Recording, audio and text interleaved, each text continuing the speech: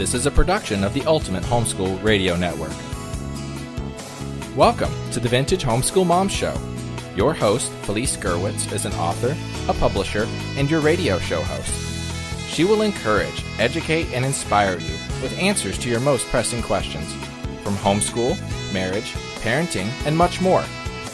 Felice loves to equip moms to live a Christian life because every moment counts. Be sure to visit her website at mediaangels.com. And here's your host, Felice Gerwitz.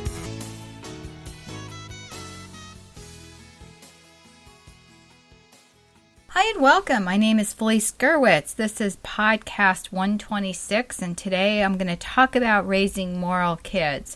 So if you think I have all the answers, I am afraid to tell you that I am a work in progress, but I am really blessed to be able to see my kids grow up. I have 3 now that are considered adults and 2 more in, let's put it this way, formation. And so I have lots I want to share with you, ways that I think will really help you to raise moral kids.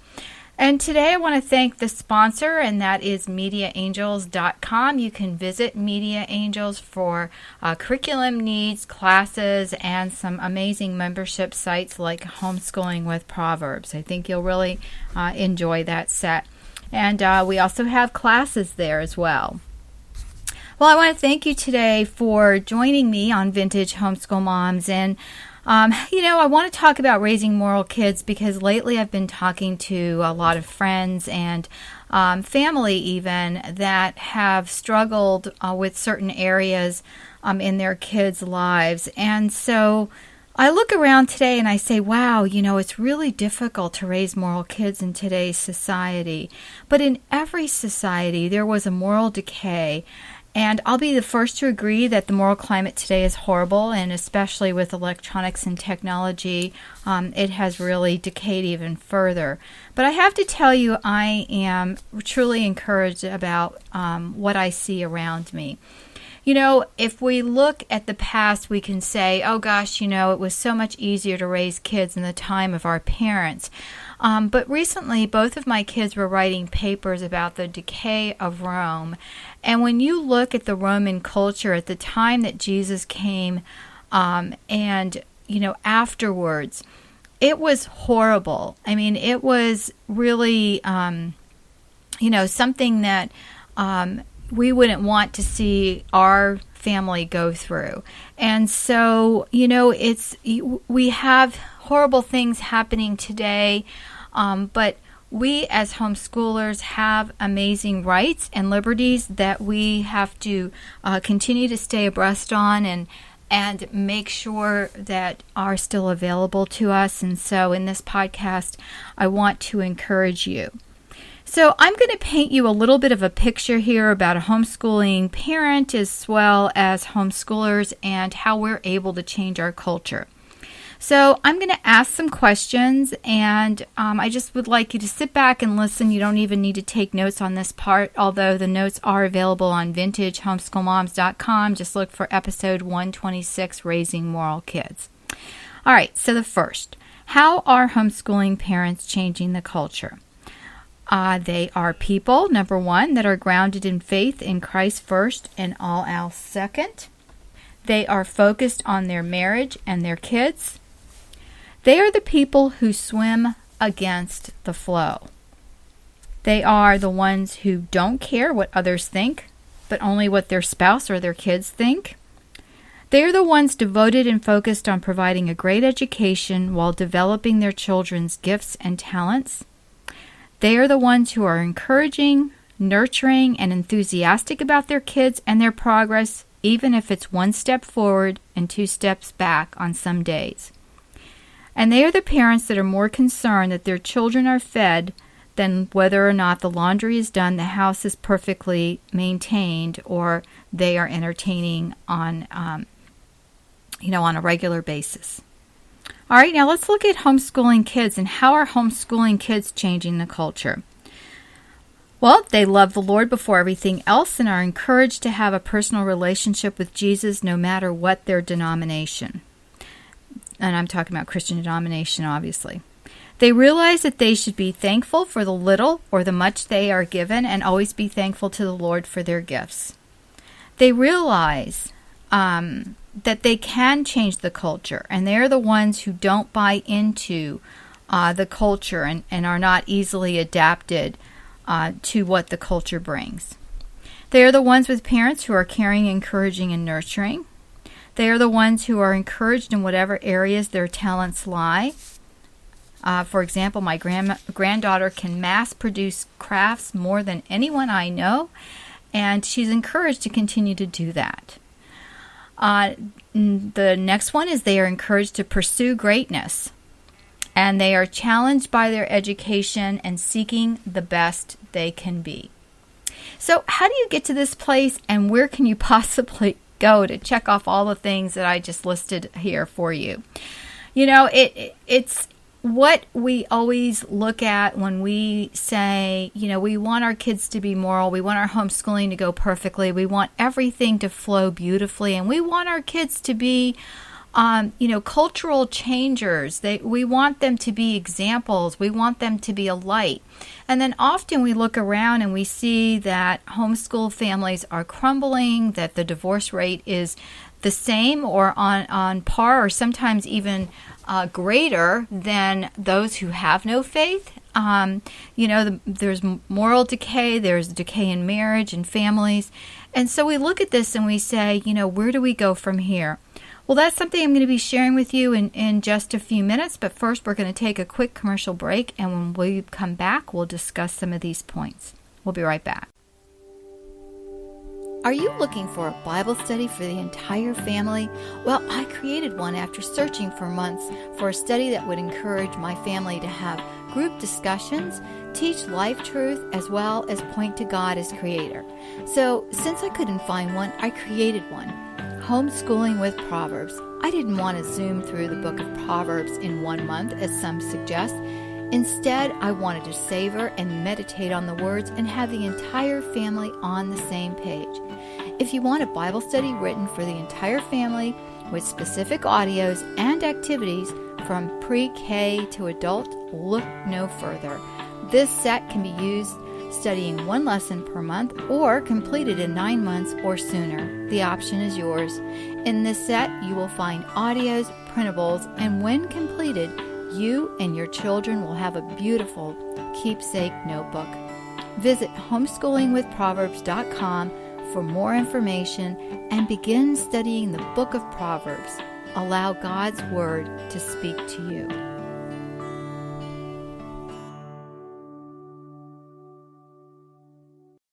Well, hi and welcome back. My name is Felice Gerwitz, and this is an episode of Vintage Homeschool Moms. And today we're discussing raising moral kids. You can find the show notes on vintagehomeschoolmoms.com, podcast 126. Well, today's presentation, hopefully the first part didn't get you all depressed, especially if none of the points I talked about have anything to do with your family. You may be looking at me and going, or the computer or your phone or however you're listening to this and going, oh my gosh, who is this lady? And her home can't be that perfect. I have to say that at different times we were able to attain some of these things on the list, but did it all go perfectly? No. How do you get to a place where you can possibly, say, I'm very happy with how my life is going? And really, it's going to be hard, it's going to be a challenge, and it's going to be one foot in front of the other. I have to tell you, we've had so many setbacks in our family, and we've had so many triumphs. And so we have to keep focused on the ways that we've been able to grow and improve as a family. So the first thing I'm going to say, and of course if you're a Christian, you're going to say, I'm preaching to the choir here, or you already get this. To get to a place where you can, at least begin with some shoring up, if you will, is to begin with prayer. And faith that if God leads you to homeschooling, He will provide the best for you and will meet all your needs. And that doesn't mean He's going to provide what you think you need. I can share so many stories of how I wanted my schooling to go and how I wanted it to look and how I wanted my kids to behave. But really and truly, when I let go and let God. Some of the things that he had to teach us and teach my kids sometimes were very frustrating, but I found that his lessons and the things we learned were so much better than anything I could have possibly planned. So how do you raise moral kids? And the biggest key is by example. If you drink, you smoke, or you swear, you can't have kids that don't drink, smoke, or swear. It just doesn't work that way. You can tell them, hey, kids, I don't want you drinking, but, don't do what I do. But that's just not going to work.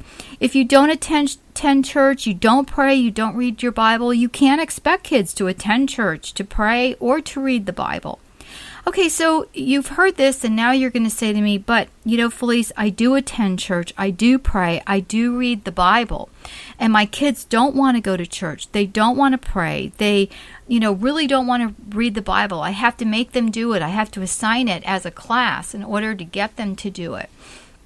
And so what I'm going to say to you here is, this is where you go to prayer and you ask the Lord to help you to figure out what it is that's the stumbling block. Sometimes when our kids get into the teen years, and I'm planning to do another whole episode on, the different ages that our kids go through and some of the things that we struggle with as we, grow along with our kids. And one of the things I have to say is that in the teen years, sometimes there is some rebellion. But I also have to say that the teen years are some of the best years that are out there. If you're finding that your child is saying no to everything, it's basically a way for them to get back at you. So there's something underlying there. There's some breakdown in the relationship as to why they're always saying no. And that's when you take them and you set them aside and you sit and you talk to them. And you explain some things. And I'm going to go through some of the things that you can do, either yourself or with your husband. I mean, it's always better to do things with your spouse, but I know my husband's very busy, and sometimes it's very difficult to sit down and to work at these things together. And so a lot of times I go through these things and I'll listen and I'll, listen to webinars or podcasts and come up with these things or read a book, and I'll share it with my husband, and then he gets on board. So however you do that, to get geared up. But I'm going to give you some things in a minute. The second thing I'm going to say, first is, praying. The second is example. And the third is reading really good and moral books. How do kids catch their character or catch their morality? And that really is through example. If you begin reading good moral books out loud when they're young, the children will slowly and surely absorb the information. We read a lot of the books of the saints, the lives of the saints, and that was the best way for our family. There are saintly men and women. Many of them, were martyred for their faith. They would not turn their backs on God. And, there are so many stories in the Bible of that as well.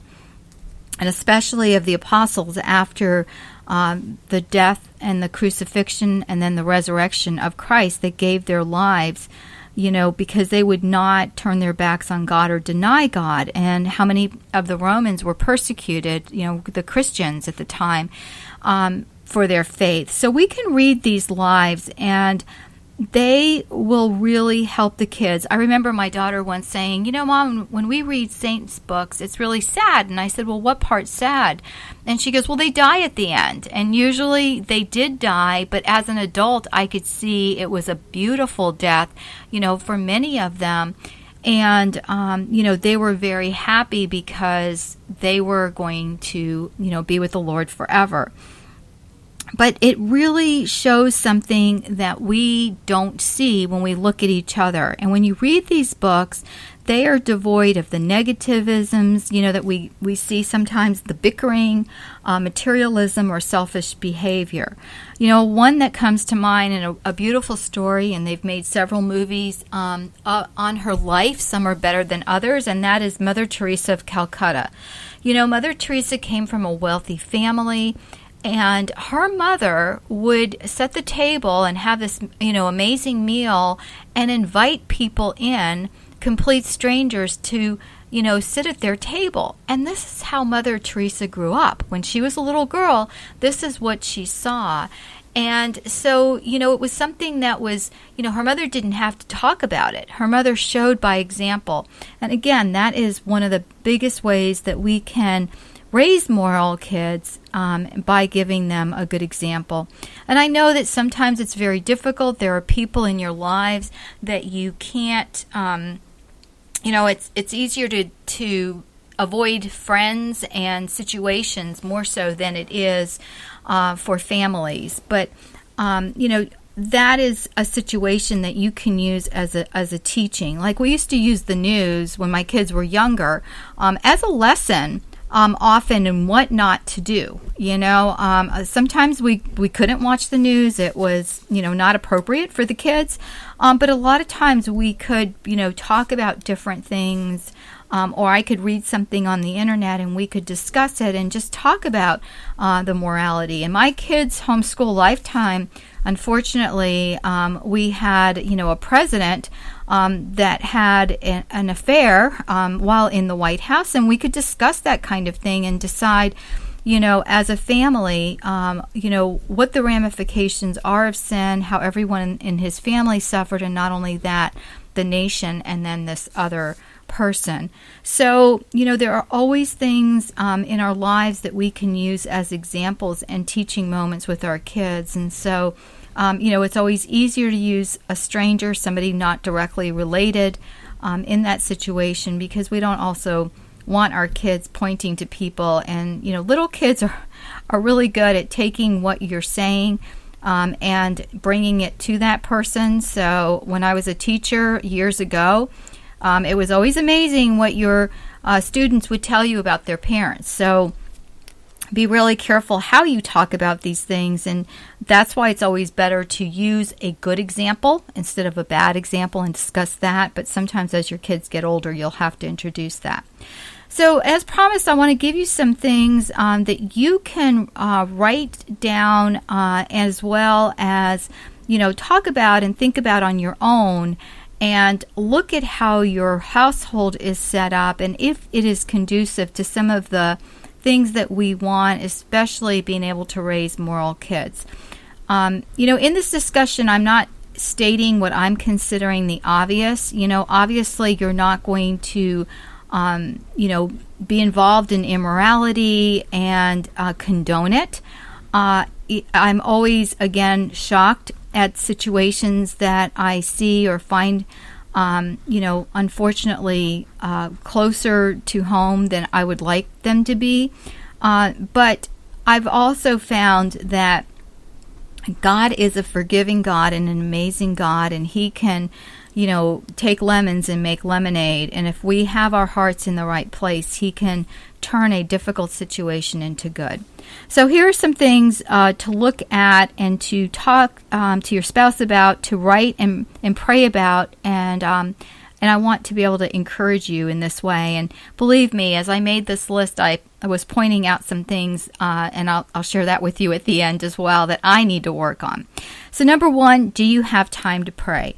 Are you able to fill up the well? And that's the first thing I would put on your list. Number two, what are the rules in your family? Do you guys have rules? As my kids were growing older, I was in a panic because we didn't have some rules for some of the things that were coming up. So I had to get rules in place. For example, spending the night. I'm not a big advocate of spending the night at anyone's house. It just is more trouble than it's worth. And so, that was one of the rules I had to, first it was a yes, and then I had to go back and say no. Believe me, it is a lot easier to start out with no, and then, maybe say yes. So that was something we really had to struggle with. So as your kids are little, or even as they're getting to be teens, what are the rules of your family? Another no in our family was dating. So, those are the things that they're really open to listening to you when they're younger. And then when they get into the teen years, there's more of a struggle. So these are things you have to talk about together as a family and get those rules in place so you're not scrambling like we did and then going, yikes, now what do we do? The third is, what does your family stand for? Do you have a mission statement? I've talked about that before in other podcasts. And what is your mission statement for your family? If you haven't done that, you may need to go back and write one out. Ours is, a scripture verse. As for me and our house, we will serve the Lord. So whatever that is for your family, make that your mission statement. We actually have a wooden plaque that someone gave me and didn't even know that was one of the things our family stood for. Number 4, do you encourage your kids? Are you an encourager? Number 5, do you enjoy your kids? This is very important. For you to have and raise moral kids, you have to want to be around them, because guess what? If you don't want to be around them, no one else is going to want to be around them either. And if you don't enjoy your kids, why is it? And look at that and, break that down. Number 6, do you have time to devote to your family? I have to tell you that when I began homeschooling, I got so busy that I didn't have a lot of time to do anything with my family. I got involved in the homeschool organization, on serving on the board of directors, I started speaking about different topics. This is before I had even started Media Angels or had written any books. And so I was busy at church, because I homeschooled. So people said, oh, she stays home with her kids, so she has time. And so on and on and on it went until I heard a wonderful speaker at a homeschool conference, which I highly recommend you go to if there's one available to you, that basically said, we have to learn how to say no. And believe me, I have learned how to say no. I even had to help my daughter, who is a homeschool mom, with that. We get so involved. We are very capable people. God has given us gifts, and so we want to say yes and help people out. But when we look at our own family, if we see that we're so busy working on all of this other stuff and our family is being neglected, we have to take a look at that and say, okay, how can we change that? And then number 7 is, what can I incorporate into my family that is going to help with their morality? So for me, it's adding good books, adding reading time to your family, and family activities. I know that for us, every Friday night was pizza and a movie.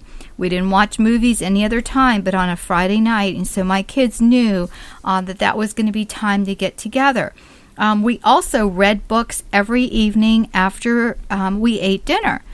Before baths and everything, we would read books. My daughter, I believe, does it in reverse, that they eat dinner and then have baths because hers are littler and go to bed earlier, and then they read books. And that's just a tradition in their family and one that the children love and look forward to. And while you're reading the books and talking to your children, you are sharing so many things in a story that really cannot be, really shown and portrayed anyway as well, I think. And that was one of the reasons that my daughter and I wrote the Truth Seekers Mystery Series, because she was getting to the teen years, and in fact, when we finished writing the book, the 3 books, she was in college for the third novel. And those books, we really wanted to focus on not only, explaining a little bit about science, which they do, but really talking about, kids that had good moral fiber and character and could discuss, with their cousin in the first book or with an adult in the second book that was a college professor, or even with a friend in the third book, and stand up for what they believe. And that's really what raising moral kids is all about, to be able to stand up for what we believe. Because when I look at the culture today, and right now we are in the midst of probably one of the worst election fields ever, I don't think that there is a person I talk to personally that is totally happy with any of the people running for president on the Democratic or Republican side. And if they like one candidate, they may not like anything about that person's morality, but they may like some of their views, or maybe they're angry and they're voting out of anger. And if you just think about that, what have you ever done in anger that has been a good thing? And so I looked at this and I thought, you know what? I think that the political atmosphere is really showing the pulse of the people, because a lot of the great candidates that started out didn't make it in the finals. And so, we have to look at that and say, what is happening to our culture? Are we raising kids that are going to change our culture? Are we doing all we can from the ground up, to be able to change our world? And can we take our world back? And I believe we can. I believe that there are good and moral people that really love the Lord and want to serve Him within the homeschool community and outside of the homeschool community. And we can make a change. Our kids can make a change. But how are they going to make a change, moms and dads, if we're not willing to change ourselves? I told you I was going to share with you a little bit about, difficulties. And one is, I am not the biggest encourager, or I wasn't, and I have learned to be. In fact, my kids say to me now, "Oh, Mom, you're just, saying that because you're my mom." Or you're my mom. I said it right. And it's not that. It's that I want them to know that I'm championing their cause and I am here for them. And so, the world can be very difficult and very cruel and very upsetting for us. And, we've had a lot of challenges. We've had illness in our family. We've had, anger management issues.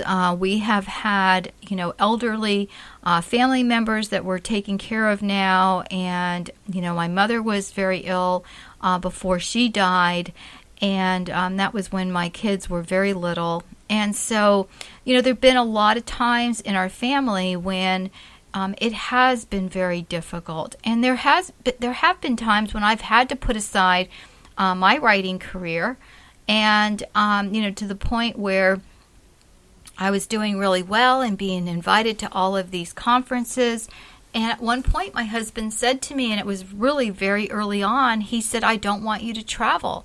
And I said, "Really?" And I said, "Well, how am I going to get the word out about these books if I can't go to homeschool conferences?" And I was getting invited to homeschool conferences. I mean, amazingly, I was asked to keynote, and I had never even, spoken at very many conferences. This was back when I first got started. And so my husband said, "You're just going to leave it to the Lord. He gave you this idea to write your books. I think it's a good idea." And it was amazing because God came in and He took over. We got a big contract with a huge Institute for Creation who took our books and ordered a lot of books, and they went to the conferences as well as other vendors and homeschool suppliers. And so I didn't have to worry about that, and I didn't have to, I wasn't so worried about living on the sales of the books. It was more of a ministry at that point. And so, that's how I am today. I offer the books, and I'm not worried. I had to take a big break, and now I'm back to writing again because my kids are older, and my youngest two are dually enrolled and taking some college classes as well as being homeschooled, and they're at the end of their journey. I have a senior this year and a son who will be finishing up soon as well. And so as I, enter this journey, I pray and I ask the Lord, what He wants me to do. And I hope you're doing that as well. Pray for your families. I'm going to keep your families in my prayer, and just ask the Lord, especially if there's an issue in your family, what you can do about it. And I pray that He provides the help you need. And hopefully these podcasts on the Ultimate Homeschool Radio Network, mine, as well as so many others like Homeschooling IRL, Making Biblical Family Life Practical, and Finish Well. There are so many amazing podcasts on this network that can help you on your homeschool journey. God bless. I thank you for listening in. Again, the show notes are on podcast 126 on Vintage Homeschool Moms. Take care. Bye-bye. Thanks for tuning in to the Vintage Homeschool Mom Show. Visit Felice at MediaAngels.com and TheVintageHomeschoolMoms.com. Vintage Homeschool Moms is a production of the Ultimate Homeschool Radio Network.